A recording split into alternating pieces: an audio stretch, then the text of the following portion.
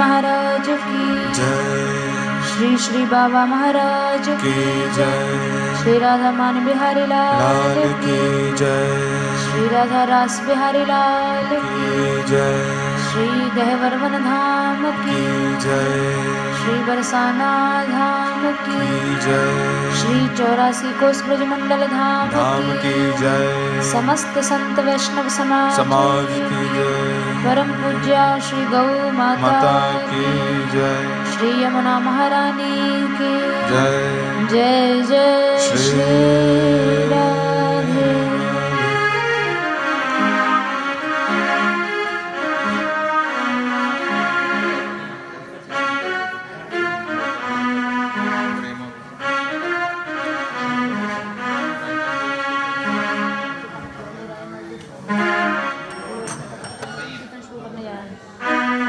दो मिनट नाम संकीर्तन करेंगे।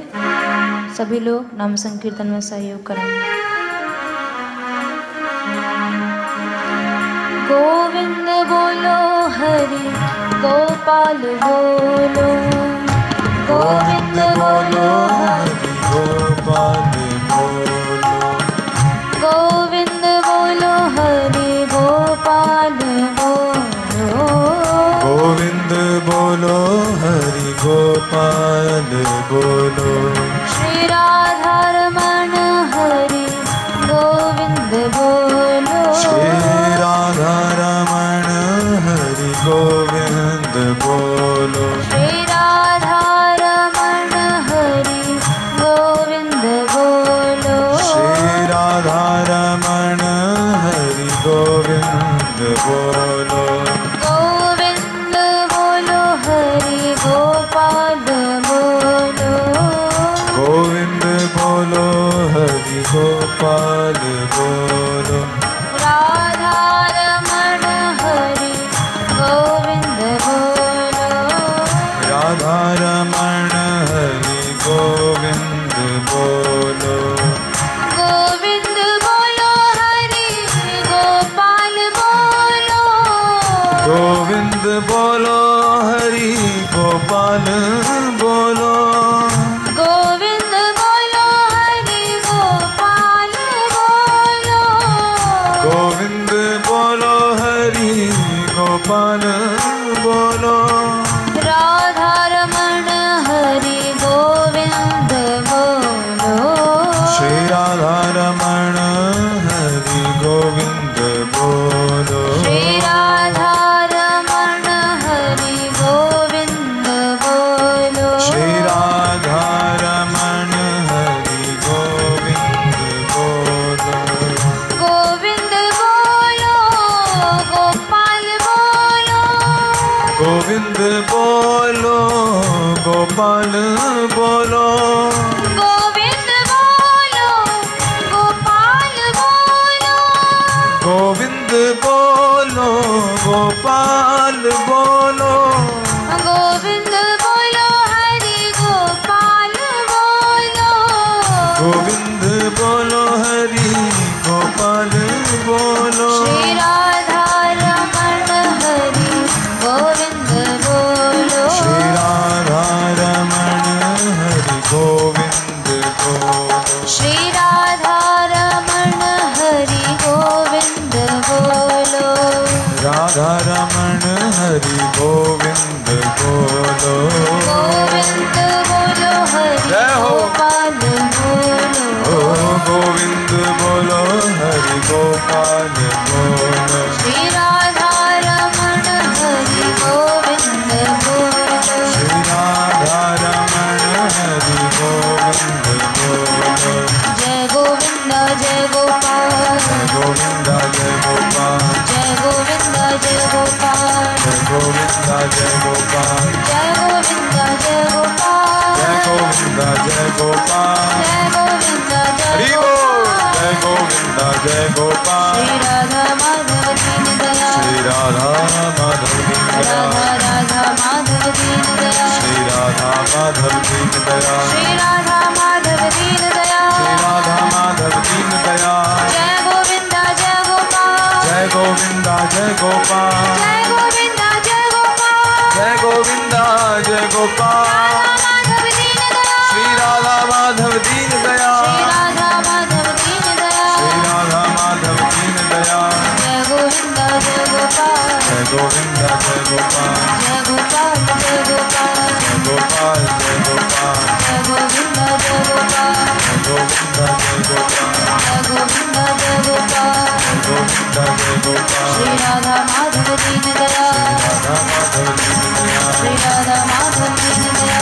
राधा माधव की जया। जय जय श्री राधे।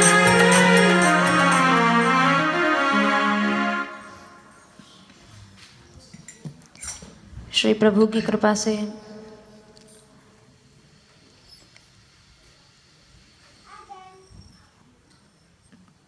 उनकी पवित्र कथा कहने सुनने का ये दिव्य अवसर हम सभी को प्राप्त हुआ।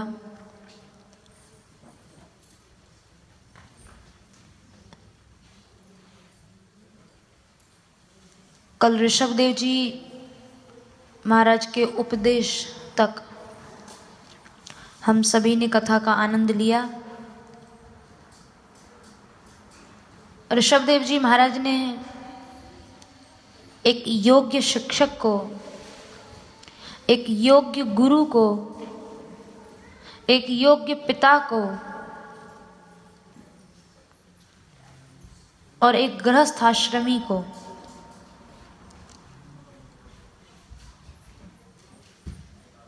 किस धर्म का पालन करना चाहिए, क्या सीखना और सिखाना चाहिए,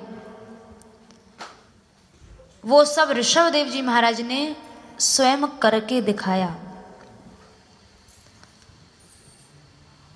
जैसा कि कल हम लोग सुन चुके हैं, ऋषभदेव जी की जो शिक्षा है उसमें दो बातें बहुत ही महत्वपूर्ण हैं।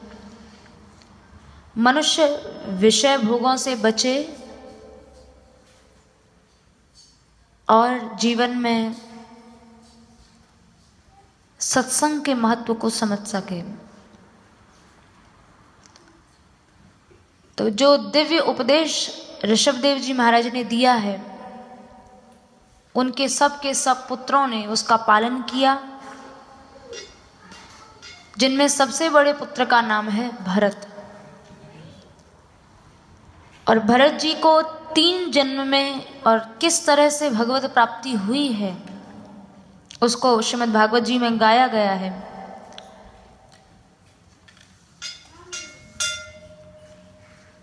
भरत जी महाराज जिनका वैराग्य बहुत ही सुंदर प्रशंसनीय रहा। कुछ समय तक भरत जी महाराज ने, चूंकि राजा के बेटा हैं तो राज्य भार संभाला, राजा बने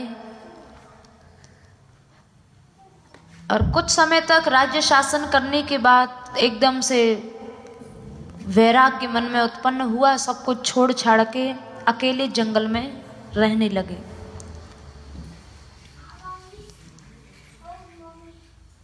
भगवत प्राप्ति एक ही जन्म में होने वाली थी, लेकिन 3 जन्मों का अंतराल पड़ गया। क्यों?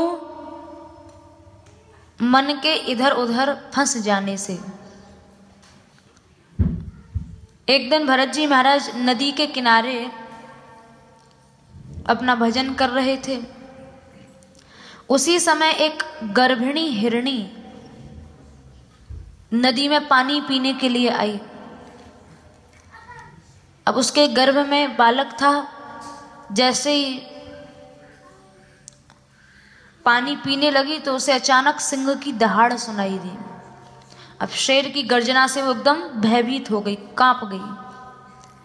तो जैसे ही उसने अपनी रक्षा के लिए नदी पार करना चाहा तो जो उसका गर्भ का बालक था, हिरण, छोटा सा एक हिरणी शावक, वो बालक नदी में गिर गया और वो स्वयं मर गई। भरत जी महाराज ये सब देख रहे थे। भरत जी महाराज ने विचार किया कि बेचारा अनाथ बालक है, माँ तो इसकी मर गई, अब कौन इसकी रक्षा करेगा, कौन इसे बचाएगा। तो दया आ गई और दया के कारण उस बालक को लेकर अपने आश्रम में आ गए। अब धीरे धीरे उसका लालन पालन करने लगे। पर दीन दुखियों पर दया करने की आज्ञा है, पर दया के बहाने उनमें फंस जाने की आज्ञा नहीं है। अब मन तो एक ही है, या तो उससे प्रभु स्मरण होगा या उससे अन्य स्मरण होगा। भरत जी महाराज का मन उसका लालन पालन करते करते इतना फंस गया कि सब भजन साधन छूट गया। एक राजा थे, भगवत भजन के लिए राज्य पाठ छोड़ा और एक हिरण के बालक में भजन छोड़ दिया। छोड़ क्या दिया? छूट गया।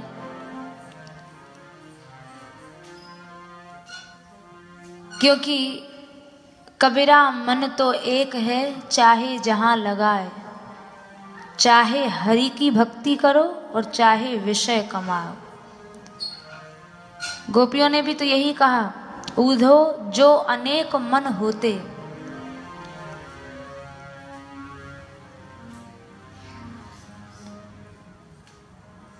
अगर अनेक मन होते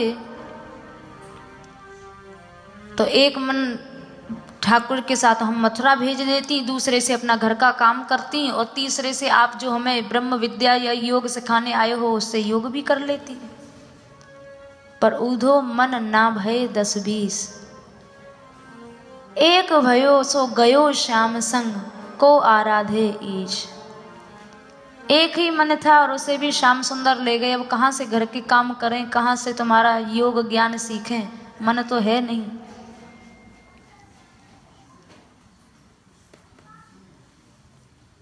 तो भरत जी महाराज को उस हिरण के बालक की याद कब तक रहती? जब तक उसकी याद रहती, उसका सीधा सा मतलब है कि उस समय भगवान की याद नहीं रहती। क्योंकि या तो भगवान की याद रहेगी या उस हिरण के बाल बच्चे की याद रहेगी। अब अधिकांश हुआ क्या कि उनको उसी मृग के बालक के चिंतन स्मरण में वो समय जाने लगा। परिणाम यह हुआ कि जब उस मृगी शावक में इतनी आसक्ति उनकी हो गई तो मरते मरते भी भगवत स्मरण न होकर उनको उसी हिरण के बालक का स्मरण हुआ। और यह एक नियम है कि मृत्यु के अवसर पर मन की गति जहां होती है, मन जिस वस्तु का स्मरण करता है उसके अनुसार ही हमें अगला जन्म मिलता है। अब हिरण के बच्चे को देखते देखते उसकी याद करते करते मर रहे हैं, तो मरने के बाद उनको भी हिरण बनना पड़ा।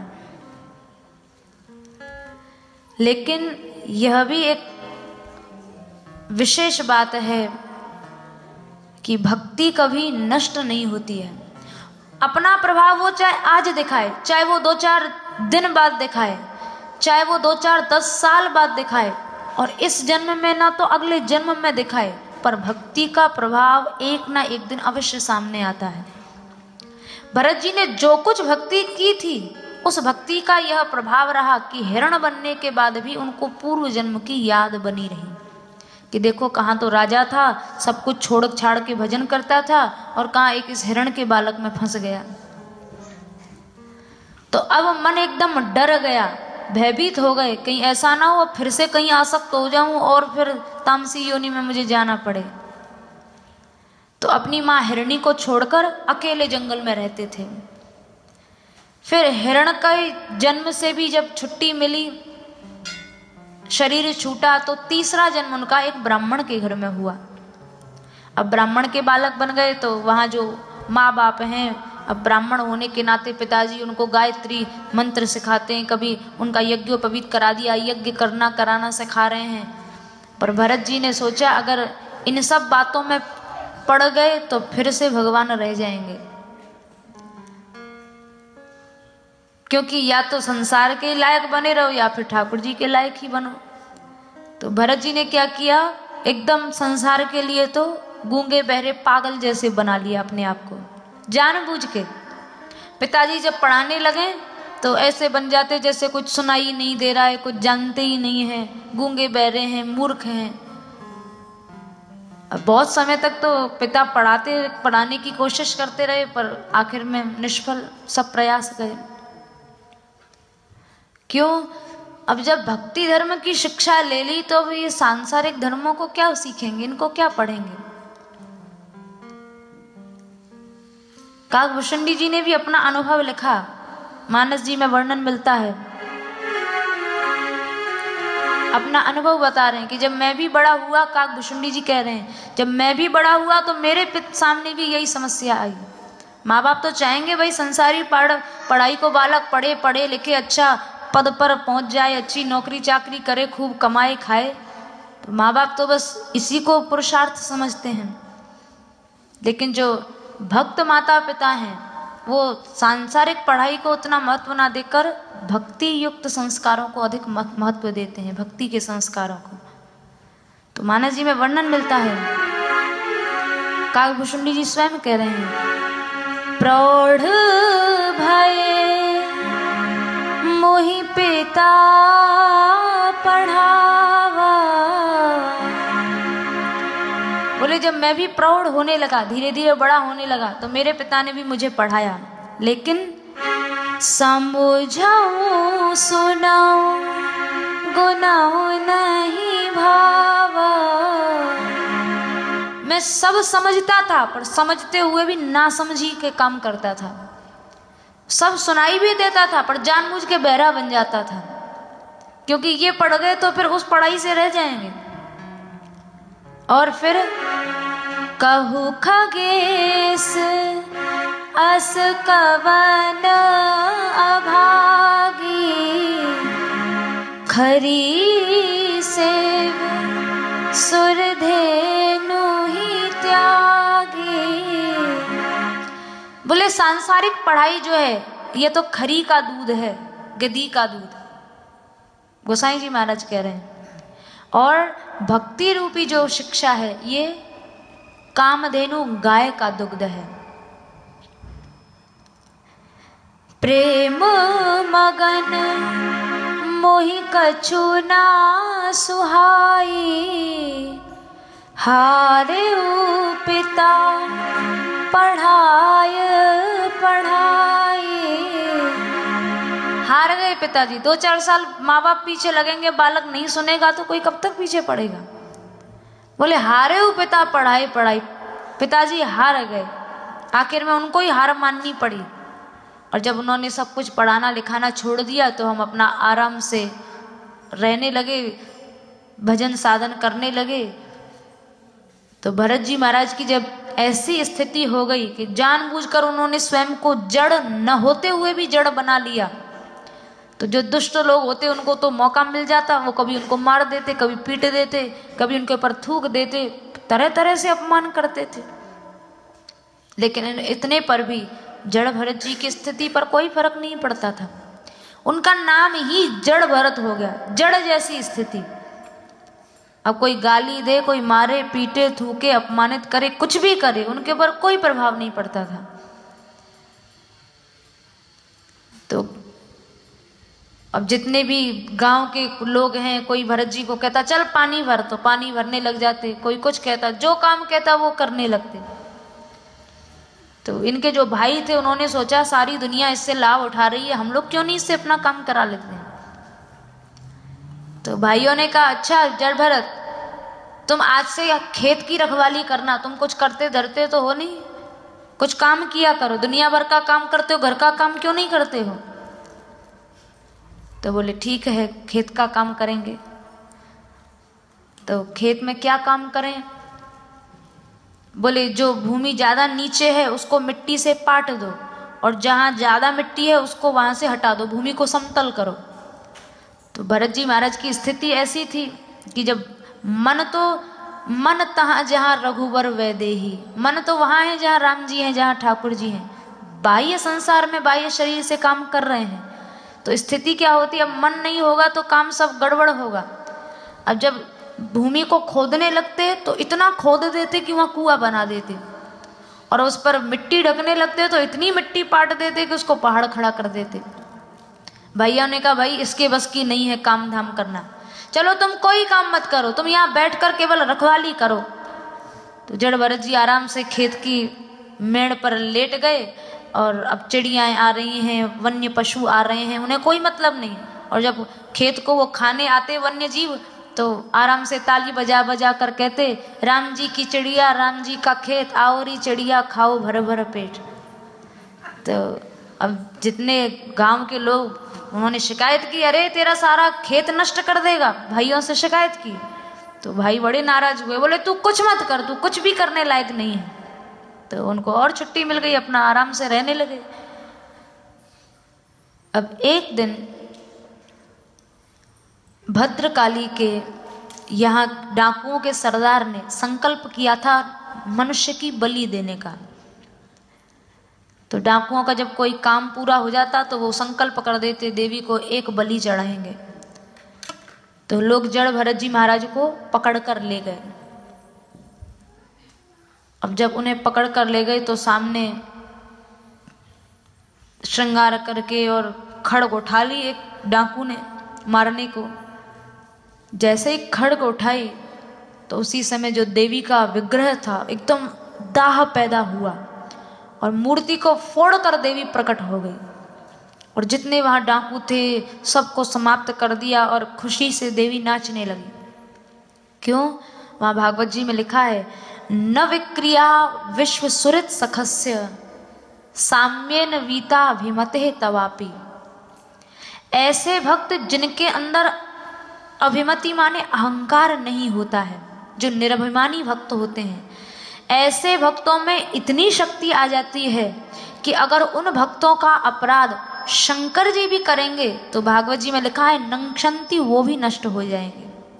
नंक्षंती शूलपाणी, भगवान शंकर भी भक्त अपराध को मिटा नहीं सकते हैं। इसलिए भक्त अपराध इतना बड़ा अपराध है कि जान में अनजान में कैसे भी अगर अपराध ये हो जाता है तो ये भोगना अवश्य पड़ता है। अगर वहां देवी प्रकट नहीं होती, देवी के सामने अगर जड़ भरत जी की हत्या हो जाती, उनका वध हो जाता, तो वहां देवी को भी वो अपराध भोगना पड़ता। निरभिमानी महापुरुषों में, निरभिमानी महात्माओं में इतनी शक्ति होती है कि उनका अपराध अगर बड़े बड़े देवता भी करेंगे तो वो भी नष्ट हो जाएंगे। इतना उनके अंदर भक्ति का प्रभाव होता है। इसलिए भक्तापराध से सदैव सावधान रहना चाहिए।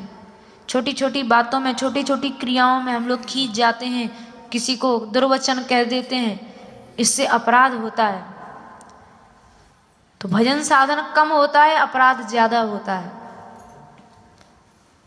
तो जड़ भरत जी महाराज जिनके अपराध को देवी सह नहीं पाई, और इन्हीं जड़ भरत जी महाराज ने आगे चलकर फिर राजा रहुगण को उपदेश दिया है। एक बार राजा रहुगण की पालकी निकल रही थी, तो पालकी में कहार लगते हैं उसको कंधे पर उठाने के लिए।